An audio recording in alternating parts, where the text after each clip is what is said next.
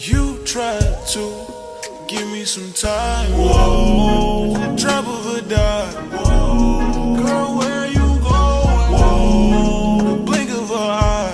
Whoa, girl, where you going? Whoa, the drop of a dime. Whoa, girl, where you going? Whoa, the blink of an eye. Whoa, girl, where you going? Whoa, but I lost you every time. Whoa, without you it's like the sun don't shine. Whoa, it's raining now cause you've been crying. Whoa, and I know you too well, can tell you not fine. Whoa.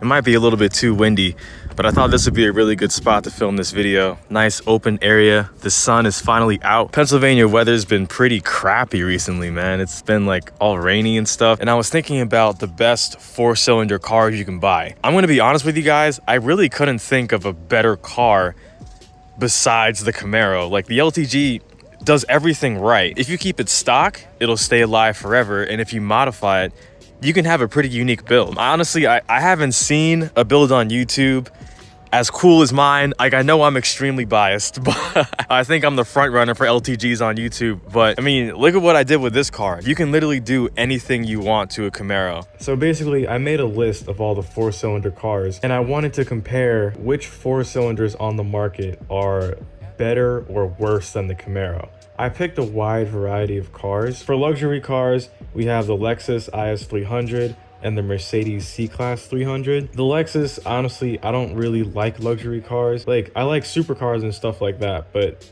like, I would never buy a Lexus and I would never buy a Mercedes. If I saw an IS 300 on the road, I wouldn't even know what it is, what it's called, and honestly, I wouldn't really care. If you like luxury, if you like 4 doors, then I guess go with a Lexus. The same goes for the Mercedes. So the Golf GTI and the Golf R. But the GTI, it's a great car. It drives great. I don't really know too many issues with Volkswagen engines or vehicles. The only thing that really goes out a ton are the spark plugs and the coil packs. It's fun to drive for sure, but it's not a car that I would want. It's not a car that I think competes with the Camaro. It just has a 4-cylinder and it comes in a manual. So the first gen Veloster, I'm not even going to talk about because the first gen Veloster is butt ugly in my opinion. But the new gen Veloster and the Veloster N are perfect. I think those cars are amazing. The new Veloster N is an amazing track car. It looks good. It sounds good. Its performance is ridiculous, especially for a stock car. Like, from a car straight from factory to perform the way that it does, from what I've seen from reviews, it's an amazing car. So the Cadillac ATS and the Cadillac CTS, this also comes down to personal preference. If you like the styling of Cadillac, then you're probably gonna go with the Cadillac ATS. Me personally, I think the Cadillac interior is god-awful.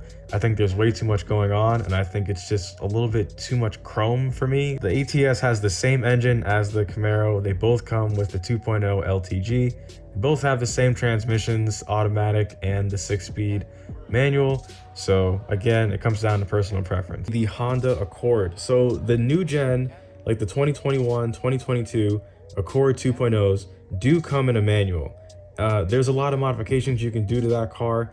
You can, do full bolt-ons, you can do E85, and I've seen Accords with 375 to 400 horsepower with E85. It's a 4-door sedan and it comes in a manual. If you need the extra 2 doors, and you don't like how cramped the Camaro is, I can definitely see why you would go for an Accord over a Camaro. Honda Civic Si and the Civic Type R. I would go with an 8th gen or a 9th gen Si. The 10th gen just does not look that good to me.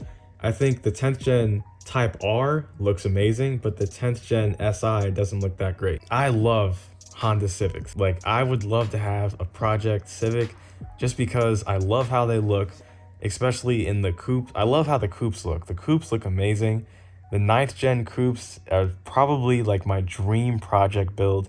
I'd love to build a 9th gen Civic Si. The Type R does not directly compete with the Camaro just because it is a 4-door sedan. Its price range is ridiculously high, but I think the Type R is a better track car than the 2.0 Camaro in stock form. So you know, a modified LTG versus Type R, debatable. We'd have to see how they compete against each other. Next would be WRX and the STI. If you want to dump a ton of money into a build, get a WRX, blow it up, buy a new engine, build it, and then you can go crazy with the modifications. And I love driving the STI. It was an amazing experience. I love how they sound. I don't think you're ever gonna find a 4-cylinder engine that sounds better than anything Subaru has ever produced.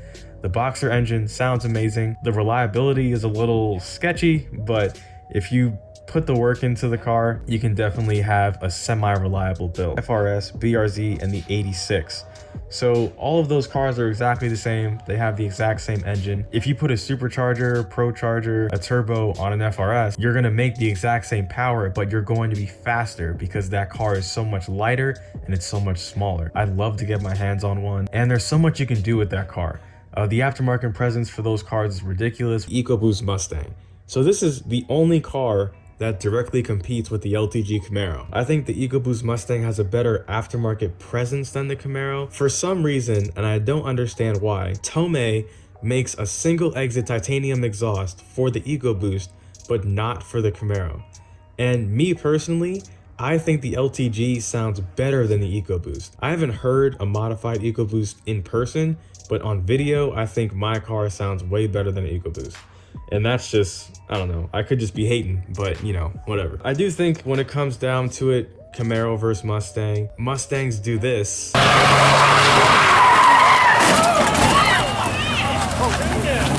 And historically, Camaros don't do that. So the last car I wanted to talk about was the new 2.0 Toyota Supra. If you buy a Supra and you buy the 2.0 over the 3.0, I don't really understand what's wrong with you. The 2.0 Supra, for one, a used one costs about $45,000. That is a complete waste of money. For $45,000, you can just get a 5th gen Z01 Camaro, or you can get 2 LTG Camaros. For $45,000, you can get a much better car. You can also just get a used 3.0 Supra. So I feel like the 2.0 Supra was kind of a miss for Toyota. That car does not have to exist, and you're better off just buying a 3.0 anyway.